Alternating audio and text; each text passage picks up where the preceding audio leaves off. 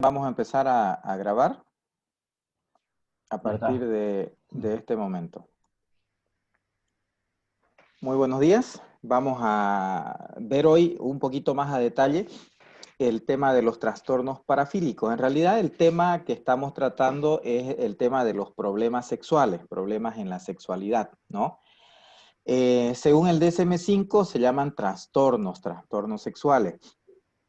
Los psicólogos preferimos usar la palabra problema más que trastorno, porque la palabra trastorno es un cliché que psicopatologiza y no beneficia mucho hablarle a un paciente, usted tiene un trastorno tanto, porque lo hacemos trastornado, ¿no? O sea, a la pinta soy un trastornado, ¿no? No, mejor es hablar de problemas sexuales.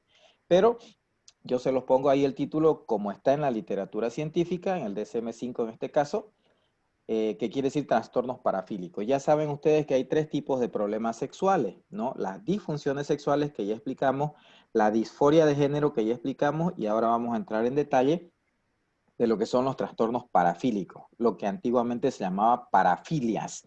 En el DSM-4-TR se habla de parafilias. Hoy se habla de trastornos parafílicos, ¿ya? Para dar de una manera más clara el hecho de que enfatizar, mejor dicho, el hecho de que hay varios tipos de trastornos parafílicos, pero todos comparten características comunes. Bien, ¿qué caracteriza un trastorno parafílico? Ya, fíjense, ahí está el detalle, ¿no? Primero, ¿qué es una parafilia? Aquí en el DSM-5 se diferencia lo que es una parafilia de lo que es el trastorno parafílico. Quiere decir que la parafilia, por favor, apaguen sus micrófonos. Quiere decir que la parafilia, ¿ya? Es cualquier interés intenso o fantasías altamente excitantes, ¿no? Interés sexual intenso acompañado de fantasías, ¿no? Que tiene que ver con cualquier aspecto que no esté dentro de lo que socialmente se considere normal. Por eso fíjense ahí la definición de parafilia. Cualquier interés sexual intenso y persistente, distinto del interés sexual por la estimulación genital o las caricias preliminares dentro de relaciones humanas consentidas y con parejas físicamente maduras y fenotípicamente normales. ¿Eso qué quiere decir? Quiere decir que si no siente usted atracción sexual por el tema de la estimulación de los genitales, de la estimulación del cuerpo, de las caricias con una persona que consiente la actividad sexual con usted y que fenotípicamente es normal en sentido social, ¿ya?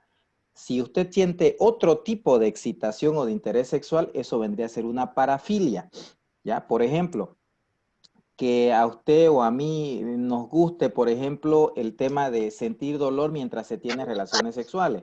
Esa no es una cuestión usual, digamos, socialmente hablando. Si bien mucha gente probablemente lo pueda manifestar de esa manera, pero lo que socialmente se consideraría normal no es que usted sienta dolor mientras tiene relaciones sexuales, pero hay algunas personas que sienten placer cuando experimentan dolor. Y el placer es sexual, básicamente. Esa sería una parafilia, no un trastorno parafílico. Vamos a hacer la diferencia, ¿ya? Esto es nuevo. Antes directo se catalogaba como parafilia. En este caso, en el DSM-5 no, porque se diferencia lo siguiente, ¿ya? Si usted tiene atracción sexual, escuchen bien, por cualquier cosa que socialmente se considera inadecuada, pero eso no llega a un nivel en el que usted siente malestar, siente o se deterioran sus relaciones en general en su vida, o se deterioran áreas importantes de su existencia, como lo familiar, lo educativo, el tema de pareja, la misma actividad sexual, ¿no? Y no le conlleva un prejuicio personal, ni le causa daño a usted, ni le causa daño a otra persona, entonces usted tiene una parafilia, pero no tiene un trastorno parafílico. ¿Me entienden? Porque para que haya un trastorno parafílico, esa conducta que sale de lo que socialmente se considera normal, tendría que causarme malestar clínico, deterioro, dificultades, o sea, una situación en la que yo veo y siento y me encuentro en una situación problemática. Les voy a poner algunos ejemplos. Hay una parafilia que ustedes la van a revisar luego, que por ejemplo es el voyeurismo, ¿no? La persona que le gusta observar, el mirón, el típico mirón, ¿no? Dígame, ¿quién no tiene curiosidad por lo sexual? Todos. Entonces todos de alguna manera, en mayor o menor medida, somos mirones. Todos somos voyeuristas, usted y yo. ¿Por qué? Porque si tenemos un interés sexual normal, nos va a interesar el observar y nos va a excitar el observar estímulos sexuales, el cuerpo de la otra persona, etcétera, etcétera. Una sexualidad normal se va a basar en el hecho de que usted mire y se excite. Claro, el hombre tiene mayor facilidad para eso porque el hombre, su respuesta sexual, ya lo vimos, es más visual que en el caso de la mujer. Sin embargo, lo normal para una buena vida sexual es que usted sea voyeurista, en el sentido de que cuando usted observe, se excite. ¿Entienden? Sin embargo, usted observa, se excita y continúa la actividad sexual. No se queda solo en la observación, sino que usted continúa con las caricias, con la estimulación, etcétera, ¿no? De la pareja. Y eso lo lleva a tener mayores niveles de excitación y a tener una respuesta sexual y actividad sexual con esa persona, que es una persona adulta que consiente en tener las relaciones sexuales con usted, ¿no? Que no es una persona que tiene algún trastorno mental y no es consciente de sí misma, que no se trata de un niño, que no se trata de un anciano, que no se trata de un animal, que no se trata de un cadáver, que no se trata de desechos corporales, etcétera. ¿Me entienden? Entonces eso sería normal, que usted vea y se excite cuando ve. Entonces, usted tendría lo normal que sería la parafilia, el voyeurismo en este caso, porque es normal que usted se excite cuando ve, ¿ya? Estímulos sexuales. Pero eso no es un trastorno parafílico. ¿Cuándo se convertiría en un trastorno parafílico? Cuando usted, la única forma de satisfacción sexual que tenga sea observar y empiece a convertirse en un curioso pero exagerado, en el sentido de estar buscando por ahí personas que se estén desnudando o que tengan actividad sexual, y usted después de observar eso vaya y se masturbe y no tenga relaciones con su pareja, porque solamente está concentrado en observar, cuando hay ese deterioro ya en su vida, en el sentido de que usted mismo se da cuenta de que eso es problemático. Por ahí lo pescan y lo pueden hasta meter preso, ¿no? Porque usted está violando la privacidad de las personas. Entonces, si llega usted a un nivel en el que su única forma de satisfacción sexual es el observar y ya anda pendiente de observar, anda, toda su vida gira en torno a andar observando, etcétera, entonces lo que usted tiene es un trastorno parafílico. ¿Me entienden? Lo que tenía antes es una parafilia, que es normal en el sentido de que todos tenemos atracción sexual por cosas diferentes a estar solamente con una persona, ¿no? Otro ejemplo, para muchas parejas cuando tienen relaciones sexuales es excitante darse ciertos estímulos un poquito o levemente dolorosos, por ejemplo una palmada en la nalga, ¿no? O de repente un golpecito en la mejilla mientras tienen relaciones sexuales. Para algunas parejas eso es excitante. Y el sentir ese dolorcito leve es excitante para muchas personas. Eso es una parafilia, pero no es un trastorno parafílico, porque eso es simplemente parte de un juego sexual que desarrollan estas personas cuando tienen relaciones sexuales. ¿Me entienden? Entonces, sería una parafilia en el sentido de que es normal, porque le excita, pero no causa ningún tipo de daño, ni tampoco todo gira en torno a eso, a los estímulos dolorosos, sino que son parte del juego sexual que aparecen en un momento y desaparecen inmediatamente. ¿Me entienden? En cambio, si esta pareja que tiene relaciones sexuales le gusta tener relaciones sexuales en las cuales se incluye el dolor, pero un dolor intenso, un dolor que causa secuelas, que deja cicatrices o que deja marcas, ¿no? Entonces ya estamos hablando de un trastorno parafílico. Y mucho más si es su única forma de satisfacción sexual, porque siempre que tiene relaciones sexuales tiene que haber látigo, tiene que haber dolor, tiene que haber humillación, ¿me entienden? Entonces, si a mí me excita el causar ese dolor, pero causar un dolor real, entonces eso sería el sadismo. Si a mí me encanta experimentar ese dolor, pero es un dolor real y no puedo dejar de tener relaciones sexuales si no experimento ese dolor, incluso más que el coito, más que las caricias con la otra persona, más que cualquier tipo de estimulación, lo que me estimula a mí es básicamente sentir dolor cuando tengo relaciones sexuales. Entonces, yo tendría un trastorno parafílico. Entonces, fíjense, noten la diferencia, ¿ya? Entonces, eso es lo que diferencia la parafilia de los trastornos parafílicos. Esto es del DSM-5. En el DSM-4-TR no se hacía esta diferencia. En el DSM-4-TR simplemente se hablaba de parafilias y punto. Usted tenía en un mínimo nivel ya parafílico y eso era un trastorno. Hoy no. Hoy se reconoce de que son niveles, ¿no? En los que de alguna manera yo experimento esas sensaciones, pero que salen de lo normal, de lo socialmente considerado normal.